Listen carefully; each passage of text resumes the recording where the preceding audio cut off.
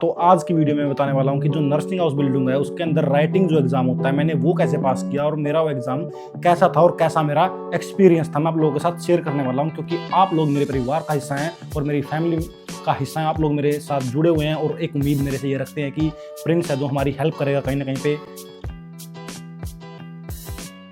तो मैं स्वागत करता हूँ आप लोगों का फिर से एक नई वीडियो में। तो आज हम इस वीडियो में बात करेंगे, मैंने पहले एक वीडियो डाली थी कि मैं प्रैक्टिकल एग्जाम का मैंने रिव्यू दिया था, प्रैक्टिकल एग्जाम में होता क्या है बेसिकली और मैंने कैसे पास किया, उस चीज़ को मैंने आप लोगों के सामने पेश किया था। तो आज की वीडियो में बताने वाला हूँ कि जो नर्सिंग हाउस बिल्डिंग है उसके अंदर राइटिंग जो एग्जाम होता है मैंने वो कैसे पास किया और मेरा वो एग्जाम कैसा था और कैसा मेरा एक्सपीरियंस था। मैं आप लोगों के साथ शेयर करने वाला हूँ क्योंकि आप लोग मेरे परिवार का हिस्सा हैं और मेरी फैमिली का हिस्सा हैं। आप लोग मेरे साथ जुड़े हुए हैं और एक उम्मीद मेरे से ये रखते हैं कि प्रिंस है जो हमारी हेल्प करेगा कहीं ना कहीं पे। मैं चाहूँ तो इसको स्किप करके यहीं से निकल सकता हूँ और मैं चाहूँ तो अपना जॉब फ्यूचर सिक्योर कर सकता हूँ, लेकिन मैं चाहता हूँ जो लोग मुझे देख रहे हैं, जो लोग मेरे ऊपर ट्रस्ट कर रहे हैं, मैं उनकी हेल्प करूँ और कहीं ना कहीं पे उनको फ्यूचर बनाने में उनकी मदद करूँ। तो मैं वीडियो को शुरू करता हूँ। सबसे पहले मैं बता दूँ मेरा जो एग्ज़ाम था 4-5-6 फरवरी को मेरा एग्ज़ाम था। 4-5-6 फरवरी को एग्ज़ाम होने के बाद बहुत ज़्यादा बिजी शेड्यूल था, मैं वीडियो नहीं क्रिएट कर पा रहा था। कुछ मैंने कोशिश करी कि मैं अपलोड करता रहूँ, फिर भी मैं आप लोगों को बता देता हूँ कि मैं एग्ज़ाम के अंदर क्या था। थ्योरेटिकल एग्ज़ाम की बात करते हैं, राइटिंग एग्ज़ाम बोल देते हैं, तो उसके अंदर श्रिफ्टली से बोल देते हैं जर्मन के अंदर। तो मेरे 3 एग्ज़ाम हुए थे, तो 3 दिन लगातार चलते हैं, कोई बिना गैप के, बिना कोई गैप। कुछ नहीं होता कि आप लोगों को 2-2 घंटे के 3 एग्ज़ाम होते हैं, आप लोगों को वो अटेम्प्ट करने पड़ते हैं। तो पहले दिन मेरे पास एग्ज़ाम में क्या आया था, दूसरे दिन मेरे पास एग्ज़ाम में क्या आया था और तीसरे दिन मेरे पास एग्ज़ाम में क्या आया था और क्या। तो सबसे पहले शुरू करते हैं पहले दिन मेरे पास एग्ज़ाम आता है। हमारे पास 2 घंटे का टाइम होता है, 120 मिनट का। हमारे पास एक पैसेज आता है, आई मीन कि एक फाल बाइस्पिल आता है। बाइस्पिल का मतलब उदाहरण आता है हमारे पास, एक कंडीशन आती है हमारे पास। मेरे पास कंडीशन क्या आई थी, एक औरत है, उसको बच्चा हुआ है ऑपरेशन से, यानी कि उसका पेट काटा गया है और उसको ऑपरेशन से बच्चा हुआ है। पूरा उसके अंदर डिटेल मेंशन्ड है, बच्चा, माता पिता, जो भी उसके अंदर फैमिली, जो भी उसके अंदर पूरी चीज़ मेंशन्ड है। उसके अंदर पेन मैनेजमेंट हो गई, उसके अंदर डॉक्यूमेंटेशन हो गई, उसके अंदर साइकोलॉजिकल सपोर्ट हो गया उसके अंदर। तो मतलब एक प्रॉपर सारा कुछ ये चीज़ें रहती हैं और उसके अंदर हमें 120 मिनट का टाइम मिलता है। क्वेश्चन कोई मल्टीपल चॉइस क्वेश्चन नहीं होते, 1 2 4 क्वेश्चन आ जाते हैं बीच में जो मल्टीपल चॉइस क्वेश्चन होते हैं। लेकिन जो आप लोगों ने 3 साल में थ्योरेटिकल पढ़ा है वो सब कुछ उसके अंदर आता है। यानी कि जो बात करूँ मैं उसके अंदर प्रेगनेंसी का था, यानी कि जो किड्स होते हैं, छोटे-छोटे बच्चे होते हैं, न्यू बोर्न बेबी है, तो उससे रिलेटेड पहले दिन का जो मेरा एग्ज़ाम था और उसके अंदर 2 घंटे का टाइम मिलता है वो पढ़ने का भी और आपके उसको क्वेश्चन के आंसर भी आपको करने हैं। मेरे पास 30 क्वेश्चन आए थे। टाइम मैनेजमेंट सबसे बड़ा रोल प्ले करते हैं। अगर आप टाइम मैनेजमेंट अच्छी करते हो, आप लोगों ने तैयारी करी है, तो आप लोग उस एग्ज़ाम को निकाल सकते हैं। क्योंकि मैंने पहले भी आप लोगों को बताया था कि जो जर्मन एग्ज़ाम सिस्टम है उसके अंदर आप लोगों को सिर्फ़ और सिर्फ 50% नंबर चाहिए पास करने के लिए एग्ज़ाम को। उसके अंदर आप लोगों को 6 नोटे होते हैं, आप लोगों को 4 नोटे चाहिए। 4 नोटे का मतलब अगर आप लोगों के 4 नोटे आते हैं, 1 का मतलब है 100%, 2 का मतलब है 80%, 3 का मतलब है 70-72, 4 का मतलब आप लोगों के 50% मार्क्स आप लोगों को सिर्फ गेन करने हैं। यानी कि अगर आप लोग 3 साल एक नेचुरल एवरेज स्टूडेंट की तरह भी पढ़ते हो, दिमाग को एक्टिव करके सब कुछ ग्रैब करते हो, सीखते हो, तो आप लोग इस एग्ज़ाम को निकाल सकते हो। पहले दिन की मैं बात कर रहा हूँ। पहले दिन मेरे पास 30 क्वेश्चन आए थे, 2 घंटे का टाइम होता है। टाइम मैनेजमेंट आप लोगों को करनी है। फटाफट से, टाइम नहीं होता आप लोगों के पास कि आप लोग पढ़ें और एकदम से आपको क्वेश्चन का आंसर देना है। और उसके अंदर डिपेंड करता है, कई क्वेश्चनों से होते हैं 15-15 नंबर के, 18-18 नंबर के, 12-12 नंबर के।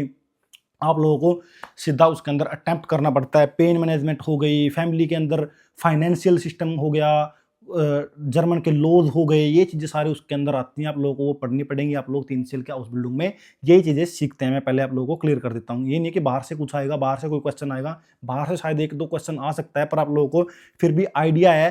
और इंडियन माइंडसेट जो पहले मैं बोल रहा हूँ कि खाली कुछ नहीं छोड़ना है। मेन बात ये कि अगर आप लोगों ने कुछ लिखा है उसके अंदर, आप लोग कुछ उसके अंदर लिख के आते हो, तो आप लोगों को ऑब्वियस सी बात है जो एग्जामिनर है कुछ ना कुछ मार्क्स देगा। अगर कोई 18 नंबर का क्वेश्चन है, अगर उसको आप लोग खाली छोड़ के आ जाते हो, तो एग्जामिनर मजबूर है, एग्जामिनर आपको 0 ही देगा। वो भी सी बात है कि एग्जामिनर अपनी तरफ से कुछ एक्स्ट्रा नहीं दे सकता अगर आप लोग कुछ लिख के नहीं आओगे।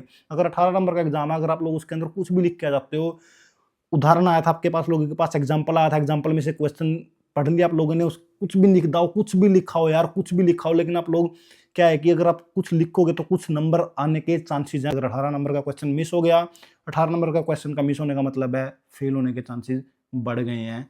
ऑब्वियस सी बात है, क्योंकि मेरा था जो पहले दिन 116 नंबर का क्वेश्चन, 116 नंबर का पेपर था, मेरे को ध्यान है 30 क्वेश्चन थे, 116 नंबर का है। अगर आप लोगों ने 18 नंबर का क्वेश्चन छोड़ दिया, 15 नंबर का क्वेश्चन छोड़ दिया, तो 100 में से अब आप लोगों को कितने चाहिए हैं? 58 आप लोगों को चाहिए हैं। तो अगर आप लोगों ने 16 नंबर का 15 नंबर का क्वेश्चन छोड़ दिया, तो आप लोगों को अब क्या है कि 100 में से 58 चाहिए। तो वहां पे क्या है कि प्रॉब्लम क्रिएट होती है, फिर आपको हर क्वेश्चन ठीक करना पड़ेगा वहां से, यानी कि इतनी। तो आप लोगों को क्या है कि हर क्वेश्चन लिखना है। जब तक आप लोग उस क्वेश्चन के आंसर को नहीं लिखोगे, तब तक आप लोगों को नंबर नहीं मिलेंगे। अगर आप लोगों को 15 नंबर का मिस हो गया, तो 100 में से 58 लेना मुश्किल हो जाएगा। अगर आप लोगों के वहां से 15 में से 7 आ जाते हैं, तो आप लोगों को 100 में से फिर 50 नंबर लेने हैं। बात वही पड़ गई। तो पहले दिन मेरे पास आया था जो प्रेगनेंसी का, जो वो लेडी को ऑपरेशन से बच्चा हुआ है, बच्चे की केयर करनी है, बच्चे को कैसे कपड़े चेंज करने हैं, बच्चे को कैसे खाने का ध्यान रखना है, उसकी मदर को पेन हो रहा है, उसकी कैसे सफाई रखनी है, कैसे हाइजीन का ध्यान रखना है। तो ये क्वेश्चन सारे आते हैं। दवाइयाँ आती हैं, कौन सी दवाइयाँ दे सकते हैं, कैसे हैंडल कैसे कर सकते हैं। वाउंड मैनेजमेंट आती है, जो जख्म होता है कैसे मैनेजमेंट करनी है। तो ये सारे चीज़ें क्वेश्चन आते हैं, ऑब्वियस सी बात है।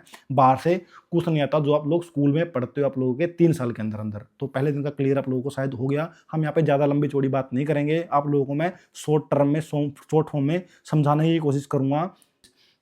तो आप लोगों को पढ़ना पड़ेगा, मेहनत करनी पड़ेगी। रील देख करके आप लोग जो ये घूम रहे हैं कैमरा उठा करके, इनको देखने से पेपर पास नहीं होगा, नहीं बीच में अटक जाओगे और कैरियर आप लोगों का चौपट हो जाएगा। पहले मैं आप लोगों को वार्निंग दे रहा हूं, लेकिन मैं डरा नहीं रहा हूं। पढ़ने वाला बच्चा, जो नॉर्मल एवरेज स्टूडेंट है, जिसको कान खोल के सुनता है, जो कान खोल के सुनता है, जिसके कान खुले रहते हैं, जो ऑब्जर्वर है, जो सुनता है क्लास में क्या चल रहा है, कैसे चल रहा है, वो बंदा आराम से इसको पास कर लेगा। जो बंदा एवरेज स्टूडेंट है इंडिया के अंदर, जिसके 70-65 नंबर आ रहे हैं, वो बंदा इसको आराम से पास कर लेगा। पर तीनों साल एक्टिव रहना पड़ेगा। रील देखने से किसी की एग्जाम पास नहीं होगा। और ये तुम देख लेना, फ्यूचर में आप लोगों को पता चल जाएगा जब ये लटकेंगे। मैं बता रहा हूँ, मैं झूठी दुनिया दिखा रहे हैं आप लोगों को, ठीक है। दूसरे दिन की बात करते हैं, तो टू द पॉइंट बात करते हैं हम, क्योंकि बीच बीच में थोड़ा थोड़ा मनोरंजन होना चाहिए यार। क्योंकि मैं आप लोग बोलोगे कि फिर बीच में भाई ये तुम सीधा फिर बोर कर देते हो।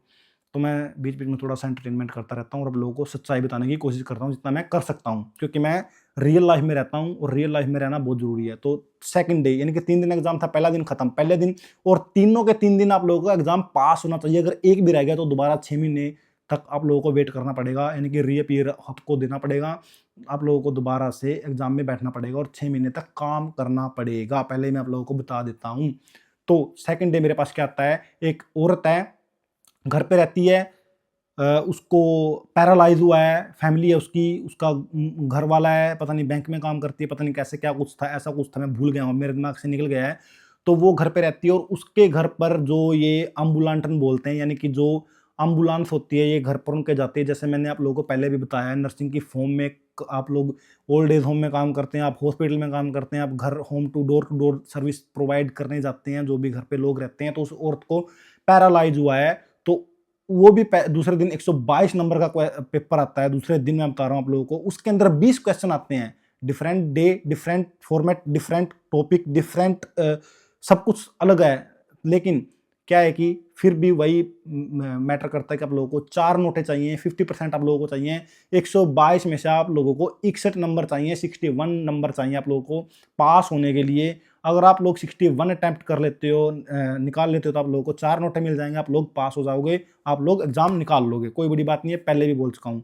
तो उसके अंदर क्या है कि उसके अंदर भी सारे के सारे जो भी बेसिक क्वेश्चन रहते हैं कि उसका आपको केयर कैसे करनी है, दवाइयाँ कैसे करनी है, फाइनेंशियल सिस्टम कैसे करना है, यही बेसिक रहता है। मैं बता रहा हूँ एग्जाम्पल, मैं भूल गया हूँ बहुत चीज़ें कि क्वेश्चन के अंदर आया क्या था क्या नहीं। तो आप लोगों को जब भी पता चलेगा, जब आप लोग नर्सिंग को परस्यू करेंगे, जब आप लोग देखेंगे आकर के यहाँ पे 1.5-2 साल पढ़ेंगे, थर्ड ईयर में आप लोगों को इन चीज़ों का सारा पता लगेगा कि क्या होता है क्या नहीं होता है। पहले से पता लग जाएगा, लेकिन एक्टिव आप थर्ड ईयर में होगे, क्योंकि टाइम लगता है चीज़ों को सीखने में, एडजस्ट करने में, दिमाग को एक्टिव करने में। तो आप लोगों को दूसरे दिन का मैंने क्लियर कर दिया कि 122 नंबर का पेपर था, 2 घंटे का ही होता है। उसके अंदर आप लोगों को उदाहरण पढ़ना है, उसके अंदर आप लोगों को अटेम्प्ट करना है, और उसके अंदर मेरे पास 20 क्वेश्चन आए थे। पहले मैं आप लोगों को क्लियर कर देता हूँ। उसके अंदर भी यही बेसिक रहता है जो पहले दिन मैंने आप लोगों को बताया है। तीसरे दिन की बात करते हैं। तीसरे दिन थोड़ा क्वेश्चन का जो पेपर के मार्क्स है वो इंक्रीज हो गए। 130 नंबर का क्वेश्चन आया, 24 क्वेश्चन आए। उसके अंदर क्या आया कि एक औरत है, ओल्ड एज होम में रहती है, और अपने लास्ट फेज में है, वो मरने की कगार पे है, यानी कि स्टैरबन बोलते हैं, स्टैरबन यानी मरना। और अपने ओल्ड एज होम में रहती है, वो पानी भी नहीं पी रही है, भूख भी नहीं है उसको, वो मना भी कर रही है उसकी, आप लोगों को उसकी विश पूरी करनी है, पेशेंट का ध्यान भी रखना है, अगर वो नहीं खाना चाहती तो नहीं खाना है, लेकिन ध्यान भी रखना है, पेन मैनेजमेंट कैसे करनी है उसकी, उसके आसपास का जो एनवायरनमेंट है वो कैसे आप लोगों को करना है, उसके जो रिश्तेदार हैं, जो उसके रिलेटिव्स हैं, उसको कैसे मैनेजमेंट करनी है, कैसे उन लोगों के साथ बातचीत करनी है, कैसे फाइनेंशियल सिस्टम करना है, कैसे कमरे को डेकोरेट करना है। तो ये सारी चीज़ें पूरा का पूरा थर्ड दिन, तीसरे दिन मेरे को विश्वास नहीं था, याद आएगा, मेरे को लग रहा था कि कोई एक्सीडेंटल कोई केस आएगा, कोई ऐसी चीज़ आएगी, लेकिन थर्ड दिन 130 नंबर का क्वेश्चन और 2 घंटे में अटेम्प्ट करना, 24 क्वेश्चन थे उसके अंदर यही था सारा का सारा। उसकी औरत है वो शायद कोई 90 साल की है, उसकी एक लड़की है वो भी कोई 62-63 साल की है, उसको विजिट करती है, उसको आती है देखने रोज, उसको कैसे मैनेजमेंट करनी है, उसको कैसे बताना है, उसकी जो लास्ट विशेज है वो कैसे कैसे पूरी करनी है, और उसके साथ आप लोगों को जब वो मर जाती है तो आप लोगों को कौन सी डॉक्यूमेंटेशन करनी पड़ती है, कैसे कैसे आप लोगों को वो मैनेजमेंट करना है। जो ये थर्ड दिन मेरे पास क्वेश्चन पेपर जो आया था, 3 के 3 मेरे एग्ज़ाम अलग-अलग दिन नहीं, मतलब अलग-अलग दिन हुए, पर एग्ज़ाम में कोई गैप नहीं था। पहले दिन, दूसरे दिन, तीसरे दिन स्ट्रेस थोड़ा रहता है, कि डर रहता है कि कल क्या आएगा, कल क्या आएगा, कल क्या आएगा? थोड़ी क्यूरियोसिटी भी रहती है। लेकिन मैं, तुम्हें बोलते हैं ना कि डर के आगे जीत है, और तुम्हारा भाई कभी डरता नहीं है। किसी चीज़ से नहीं डरता मैं, चाहे आगे मौत आ जाए, चाहे कोई कुछ आ जाए, मैं नहीं डरता। जो होगा देखा जाएगा, परमात्मा के हाथ में है। क्योंकि जब उस परमात्मा पे मैं विश्वास ही करता हूँ, जब ये धरती का मतलब पता है, धरती गोल है, धरती अंधेरे में घूम रही है, सूरज चारों तरफ ही सौर मंडल है हमारा, जो ये यूनिवर्स में घूम रहे हैं यार, मैं काले अंधेरे में घूम रहा हूँ, मेरे को डर क्या, ये पृथ्वी काले अंधेरे में घूम रही है यार, काला अंधेरा किसको बोलते हैं, स्पेस, यूनिवर्स, ब्रह्मांड के अंदर घूम रही हो और तुम डर रहे हो मेरे साथ, ये होगा।